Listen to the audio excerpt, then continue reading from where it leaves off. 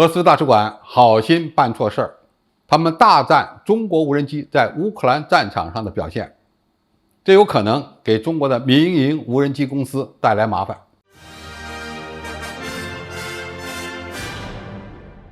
观众朋友、网友朋友，大家好，我是付天少。近日，俄罗斯驻华大使馆发文称，俄军前总参谋长盛赞大疆4轴无人机给深管火炮和火箭炮的作战带来革命。中国无人机实际上解决了俄军炮兵侦察、目标指示、火力修正方面的老问题，使得俄军的火炮能够用常规炮弹打出制导炮弹的精度，成为现代化战争的象征。对于俄罗斯驻华大使馆的这篇文章，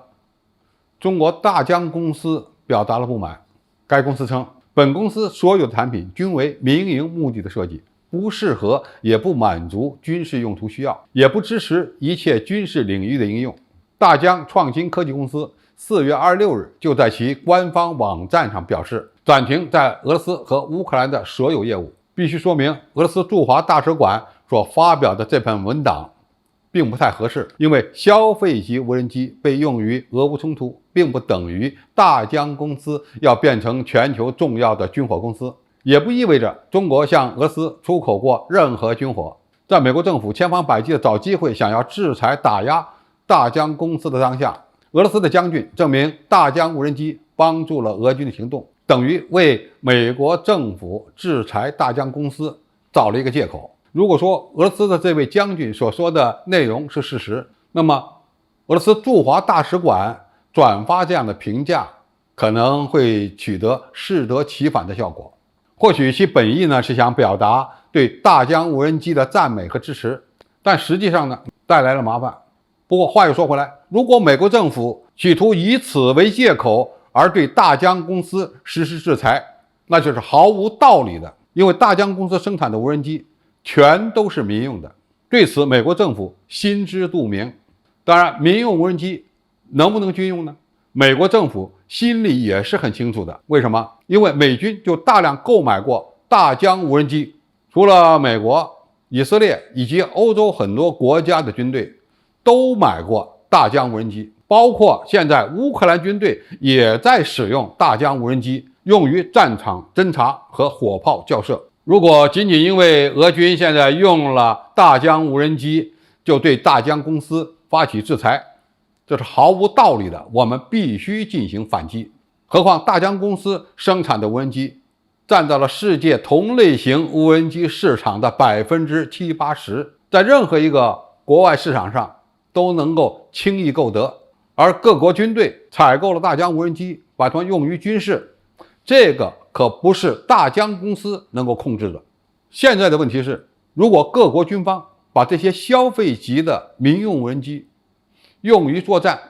它会带来什么样的影响呢？它对于现代炮兵作战其意义有多大呢？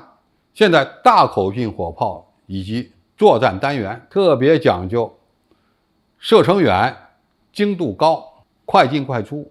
那么要想达到这么几个目标，就需要信息化水平相应提升，炮载的计算机你要配备，同时要有相应的侦测手段，比如反炮兵雷达，比如校射无人机，通过无人机对前方的目标进行侦察，然后对炮弹的落点进行精确的计算，然后把相应的信息发回给炮兵阵地，然后进行相应的修正，从而让火炮打得更准。打完之后呢，迅速撤出。可以说，消费级无人机如果配备了现在的一些炮兵火力单位，就可以大幅度提升其综合作战效率，同时呢，为炮兵部队的安全提供另一层保障。尤其是那些带有红外探测系统的无人机，它们可以极大的提升己方炮兵的态势感知能力，尤其是在夜间状态下的态势感知能力。相比于专用的军用无人机，消费级无人机的优势是价格便宜、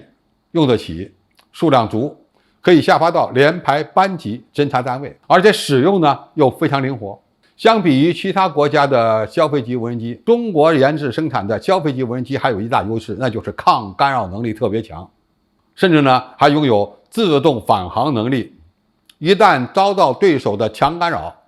他们就可以立刻启动返航程序。用这样的平台来充当军用侦察机也是非常合适的。消费级无人机的另外一个优势就是难以被禁售，而且呢稍加改装，甚至不用改装就能变成军民两用的产品。正是因为有了这样的优势，无论是俄罗斯军队还是乌克兰军队，目前都在大量的使用中国的民用无人机，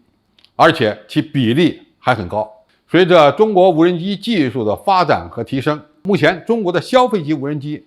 在世界市场上所占的份额和比例越来越高，说不定在不远的将来，这些中国的消费级无人机会成为各国军队的标配。可以说，俄乌冲突已经变成了中国消费级无人机促销的一个重要窗口和舞台。好，今天的评述就到这里，谢谢大家收看，我们下期再见。